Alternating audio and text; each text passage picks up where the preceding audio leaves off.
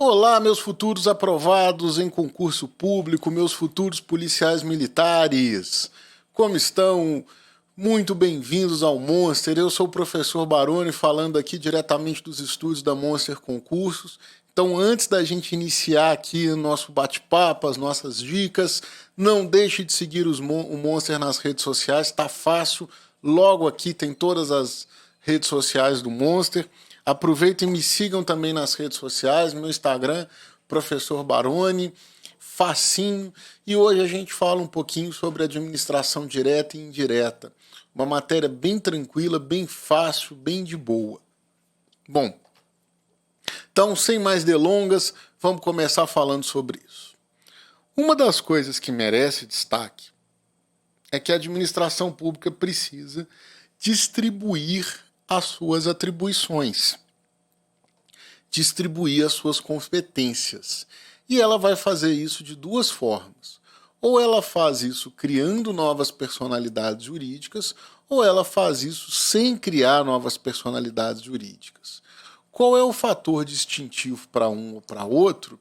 Aí é uma mera escolha da administração pública fazer essa distribuição de atribuições, essa distribuição de competência, e competência para a gente é sinônimo de atribuição.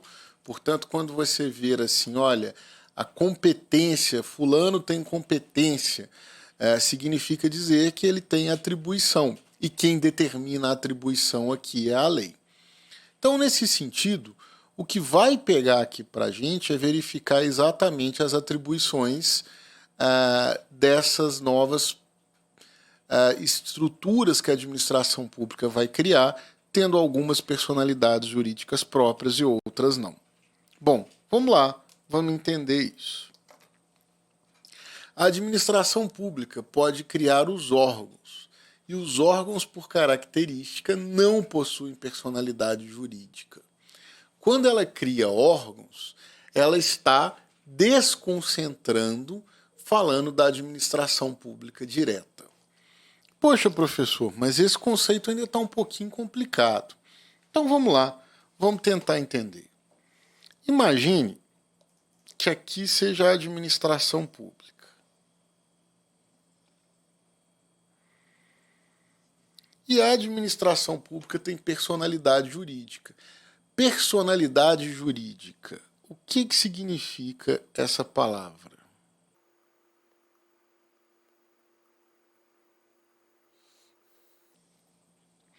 A personalidade jurídica significa que ela pode praticar qualquer ato da vida civil. Comprar, vender, celebrar contratos, firmar acordos. Então, a administração pública, vamos colocar aqui, a administração pública do Ceará, ela pode realizar qualquer ato da vida civil. Bom, só que ela vai se organizar, ela vai distribuir a sua competência, ela vai criar estruturas de acordo com sua atribuição. Então aqui dentro ela vem, cria a Secretaria de Saúde, cria a Secretaria de Educação, a Secretaria de Segurança, a Secretaria de Cultura, o gabinete do prefeito e várias outras estruturas, cada um tendo a sua atribuição própria.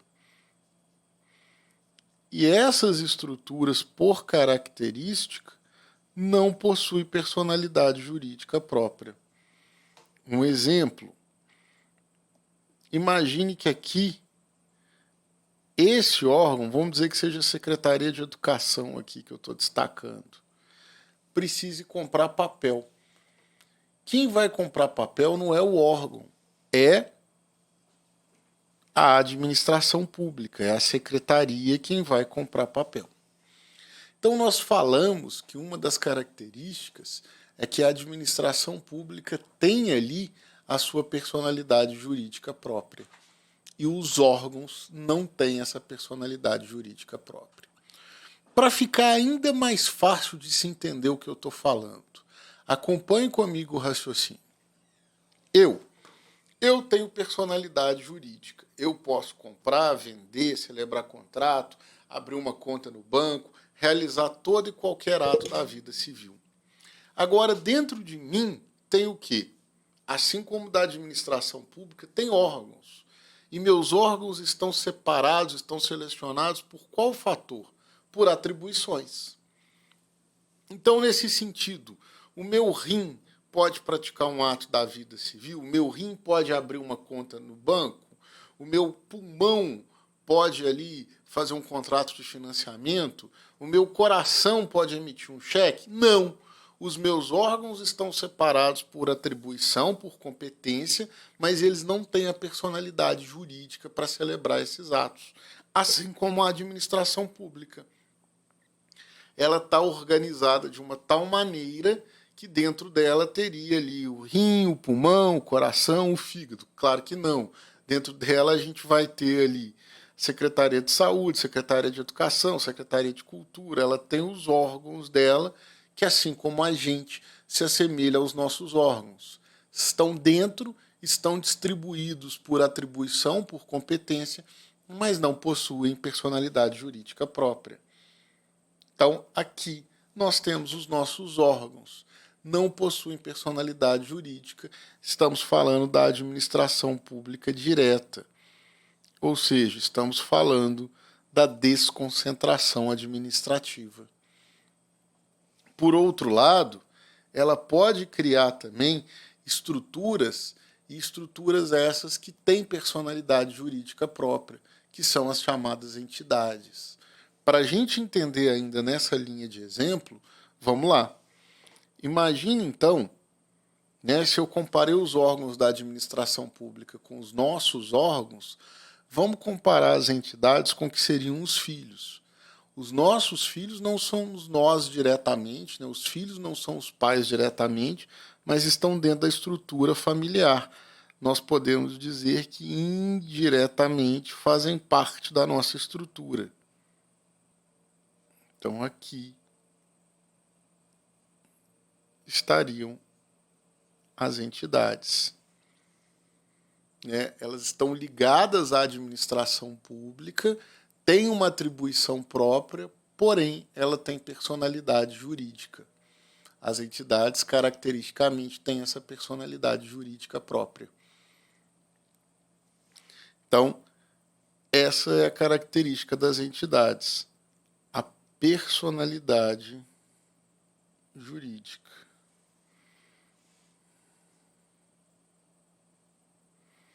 Então, é como se as entidades fossem os nossos filhos, não tivessem ali personalidade jurídica própria. Entendidos?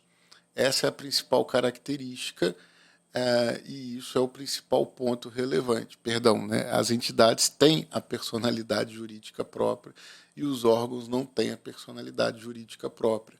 Para o nosso exemplo, lembra disso. Os órgãos coração, pulmão, rim, estão dentro da estrutura de você diretamente e as entidades são os filhos.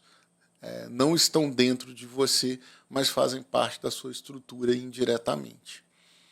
E uma característica, o seu filho, desde que maior de idade, por óbvio, ele pode comprar um carro, fazer um financiamento, abrir uma conta no banco? Sim, ele pode fazer tudo isso. Porque ele tem personalidade jurídica. Ok? Então, essa é a primeira característica que a gente tem. Bom, vem então uma perguntinha. Espera aí. Por que a administração pública cria órgãos? Por que a administração pública cria entidade? Opa, tirei aqui. 10-0 para o slide. Por que a administração pública cria órgãos? Por que ela cria entidade? Além da diferença da personalidade jurídica, o que um e outro vai ter de diferença? Claro que a personalidade jurídica é a principal diferença entre um e outro, mas o que decorre daí são outros fatores de extrema importância, como, por exemplo, o que representa ter a personalidade jurídica. Então, uma entidade ela tem maior autonomia do que um órgão. Autonomia em que aspecto? Autonomia administrativa, financeira e gerencial. Então, uma entidade possui esse maior grau de autonomia administrativa, financeira e gerencial do que um órgão. Por isso que a administração pública vai definir em alguns aspectos criar a entidade exatamente em virtude disso, dessa maior autonomia administrativa, financeira e gerencial. Bom, vamos lá. Então, a gente já sabe aqui, administração pública direta, desconcentração, criação de órgãos. E os órgãos não possuem personalidade jurídica. Administração pública indireta, descentralizar, e a característica da descentralização é que a administração pública está criando estruturas com personalidade jurídica. E aí vem aquela dúvida, aquela coisa que eu mais escuto. Professor, isso dá para confundir demais, desconcentrar com descentralizar. Como é que eu faço para não confundir isso? Mas calma, dá para confundir, a gente sabe que dá, mas o meu papel aqui é deixar a sua vida mais fácil. Então, acompanha aqui comigo. Vamos lá. Desconcentrar, descentralizar. Bom, qual que é o macetinho para você gravar isso? Vamos isolar aqui o prefixo. Vamos pular a primeira consoante. Primeira vogal, O de órgãos. Primeira vogal é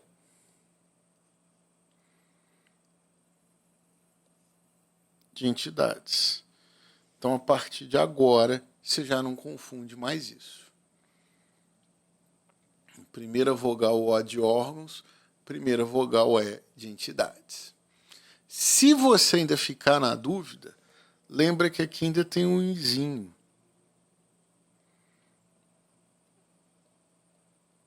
De indireta.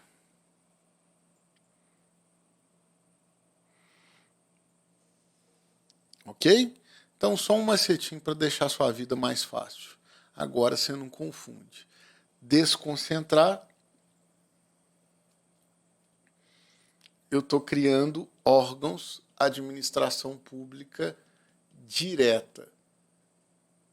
Descentralizar, eu estou criando entidades, administração pública indireta. Aí vem aquela perguntinha. Pessoal, então eu entendi isso. Administração pública direta, criando órgãos. Órgãos não possuem personalidade jurídica própria. Isso se chama desconcentrar. E a administração pública indireta, cria-se entidades, as entidades têm personalidade jurídica própria, isso se chama descentralizar. É isso? É isso. O grande ponto dessa matéria até agora é isso.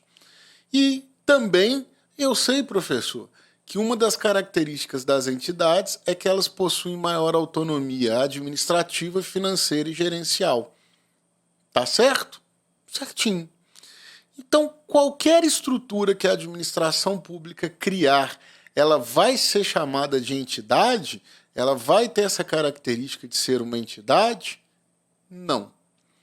A administração pública só pode criar quatro estruturas que são entidades, que são as autarquias, as fundações, as empresas públicas e as sociedades de economia mista. Então, somente essas quatro estruturas é que são criadas pela administração pública e que podem ser entidades. Vamos, então, ver cada uma dessas quatro estruturas nessa ordem. Autarquias, fundações, empresas públicas e sociedades de economia mista. Vamos lá. As autarquias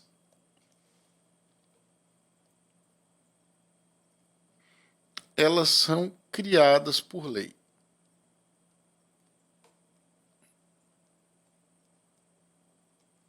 E são as únicas que são criadas por lei. Todas as demais são autorizadas por lei. Então, elas são criadas por lei. A sua atividade, ela exerce, ela tem a atividade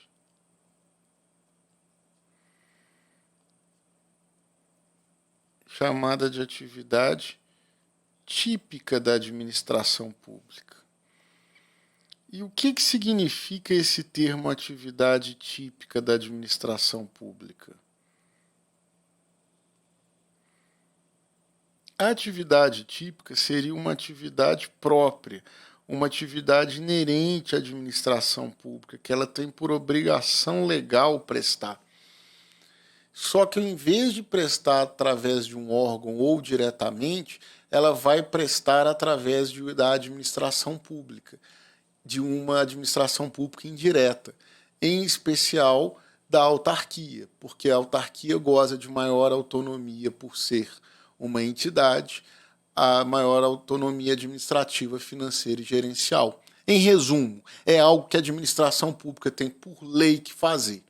E se ela quiser fazer diretamente, tudo bem, ela pode fazer. Mas se ela quiser fazer por meio de uma entidade, essa entidade tem que ser uma autarquia, porque ela vai exercer a chamada atividade típica, uma atividade própria da administração pública. Entendidos? Então, criada por lei, exerce a atividade típica da administração pública e ela tem o caráter público. Professor, o que significa esse caráter público? Calma que você já vai entender, a gente vai falar disso um pouquinho. Mas, por enquanto, essas são as características das autarquias. Criadas por lei, exercem uma atividade típica e têm o caráter público. A segunda estrutura que a gente tem é a fundação. A fundação já é um pouquinho diferente. Ela não é criada por lei. Ela é autorizada por lei.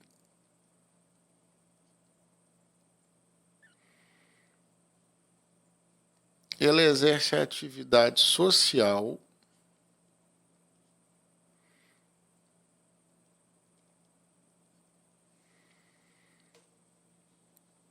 Então, ela é autorizada por lei, exerce atividade social e ela pode ser tanto caráter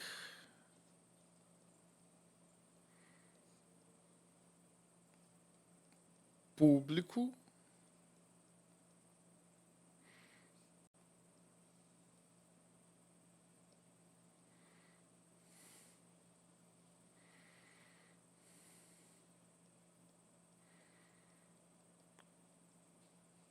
quanto caráter privado. Professor, o que significa esse caráter público e esse caráter privado que você tanto fala? Primeira coisa que eu tenho que chamar a atenção é que esse caráter público e esse caráter privado em absolutamente nada se confunde com a figura do particular. Então, eu não estou falando da Fundação Ayrton Senna, Fundação Xuxa, Fundação Roberto Marinho, nada disso. O que eu estou falando aqui são a figura da administração pública que criou uma fundação observando algumas regras privadas, ou uma administração pública que criou uma fundação observando algumas regras de caráter público. Bom, vamos entender isso melhor. Público e privado. Quando eu falo disso, eu estou falando de ramos do direito e regras distintas do direito. Dentro do direito público, eu vou ter, por exemplo, o direito administrativo, o direito constitucional. Então, são regras, são ramos do direito que vão reger aquelas situações. Já no direito privado, por exemplo, eu vou ter regras do direito que serão aplicadas em outros nichos, em outros segmentos do direito. Como exemplo, o direito do trabalho,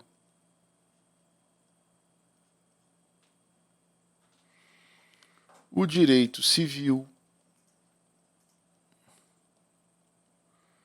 o direito empresarial. Então, quando eu falo que ela é de caráter público, significa que ela será regida por esses ramos do direito, ao passo que quando eu falo que ela é de direito privado, ela será regida por esses ramos do direito. Então, o que muda é a série, é a quantidade, é o tipo de ramo de direito que vai reger aquele tipo de estrutura, aquela entidade. E claro, uma vez dito isso, agora a gente vê as principais características. Dentro do direito público, eu vou ter servidores públicos. E os servidores públicos são estatutários, com um regime próprio de previdência. Aqui no direito privado, eu vou ter empregados públicos. Empregados públicos regidos pela CLT. Olha o direito do trabalho aqui. CLT, Consolidação das Leis do Trabalho. E eles terão o regime geral de previdência. Aqui, a administração pública está numa posição de supremacia.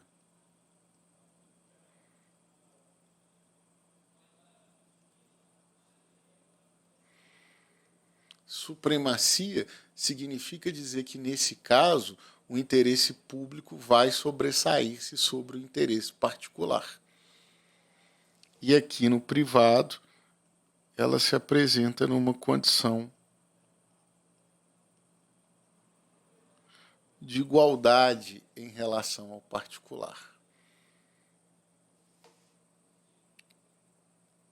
Aqui eu tenho concurso, não se engane, aqui também eu tenho concurso. Desse lado eu tenho licitação. E aqui eu tenho a licitação também, porém de uma forma simplificada.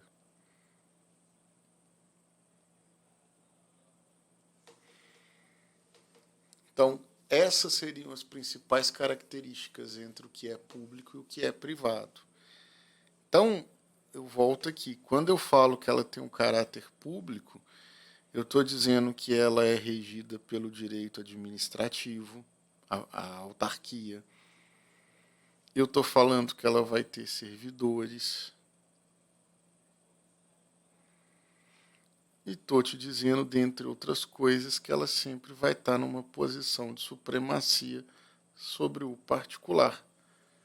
Então, essas aqui são características que eu vou ter da administração pública por ter o seu caráter público. E quando eu venho cá e falo de uma fundação, volto a repetir, em momento nenhum eu estou falando aqui de particular. O privado aqui não significa que ela vai ter particular. Significa que ela vai ser regida, por exemplo, pelo direito civil, pelo direito do trabalho. Significa que ela vai ter empregados públicos. Significa que ela vai se apresentar numa posição de igualdade. Já o público significa que eu vou ter, por exemplo, o direito administrativo, significa que eu vou ter servidores públicos e significa que ela vai estar numa condição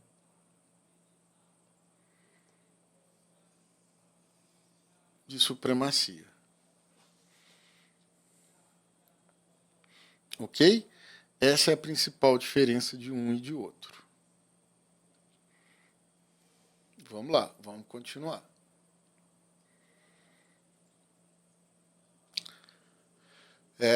Antes da gente seguir, deixa eu só chamar a atenção aqui. Atividade social, portanto, eu estou falando dessas atividades. O que são as atividades sociais que ela faz? Cultura, lazer,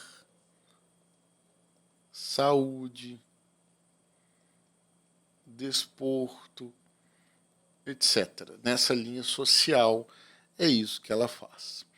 Vale a pena lembrar que a fundação ela tem o seu início com a doação de um patrimônio por parte da administração pública. A administração pública doa um patrimônio e, a partir da doação desse patrimônio, é que ela vai iniciar as suas atividades. Correto? Então, sempre se inicia uma fundação em virtude da doação de um patrimônio para a própria fundação e, a partir disso, ela se organiza. Bom, dito isso, então, vamos passar agora para os dois restantes, que é a empresa pública e a sociedade de economia mista. Qual que é a diferença entre eles? O que um faz, o que o outro faz? Como assim? Eles são muito parecidos e é onde tem a maior cobrança em prova. Então, muita atenção em relação a eles. Todos os dois vão exercer atividade econômica.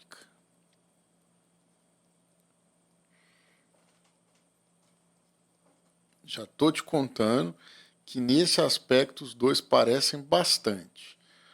Vão desempenhar atividade econômica. Os dois são autorizados por lei. E aí a gente lembra um pouquinho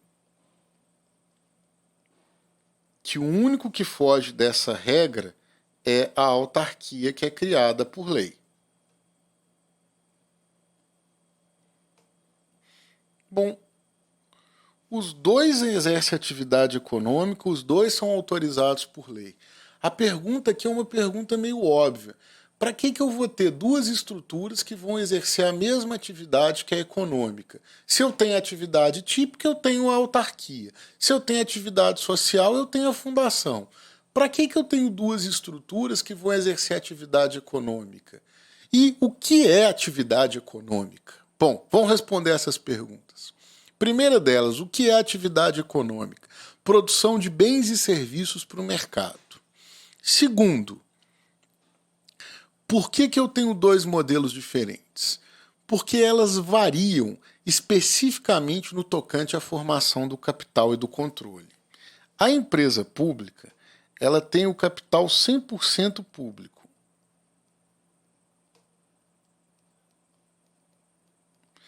Ter o capital 100% público significa dizer que ela tem uma única dona. Quem que é essa única dona? A administração pública.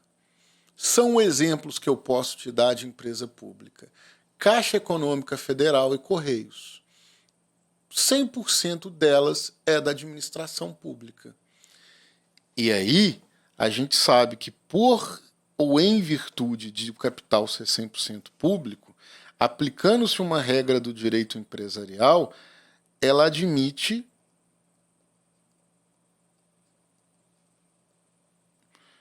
qualquer forma empresarial.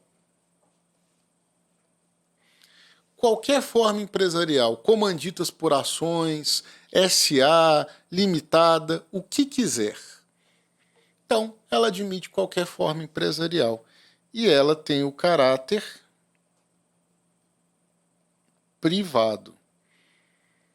Lembra disso, acabamos de falar. Caráter privado significa que ela vai seguir essas regras.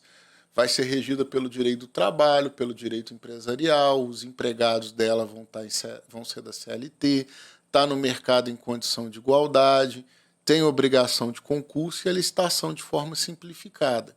Então, isso significa dizer que ela vai ter o caráter privado. E a principal diferença da empresa pública para a sociedade de economia mista vai ser exatamente no capital. Por quê? Porque aqui eu vou ter o capital público e particular. Ou seja, o particular é sócio do público nesse empreendimento. São exemplos que eu posso dar: a Petrobras e o Banco do Brasil. E em virtude dessa diferença do capital, em virtude da administração pública ter o particular como sócio, é que surgem as principais diferenças. Bom, a primeira diferença que a gente vai ter é que ela vai ser na forma empresarial, obrigatoriamente na forma de SA, Sociedade Anônima, emissão de ações. E o controle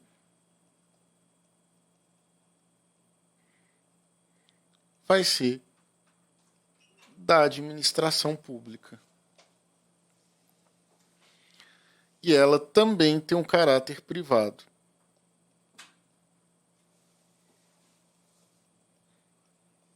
Então, essa é a principal diferença de uma para outra. Repara que, basicamente, as diferenças se dão aqui, ó. Se dão aqui, no tocante à formação do capital. Entendidos? Bom, então, para a gente fechar aqui, vamos lá. As pegadinhas principais que a gente tem sobre empresa pública e sociedade de economia mista. Uma SA.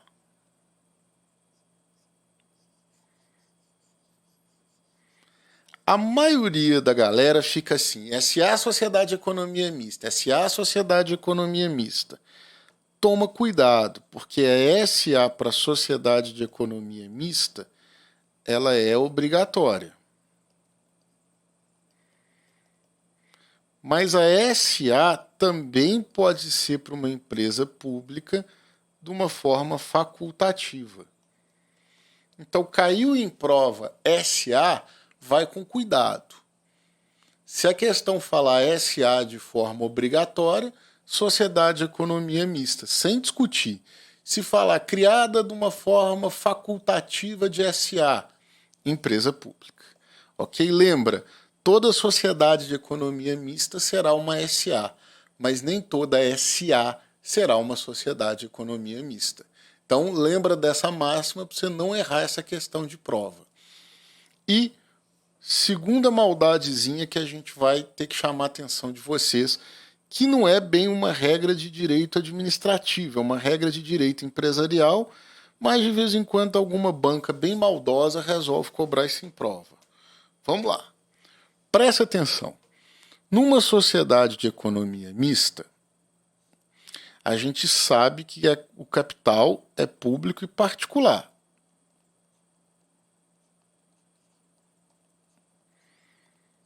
Certo? Bom, sendo capital público e particular, um dos requisitos é que o controle seja da administração pública.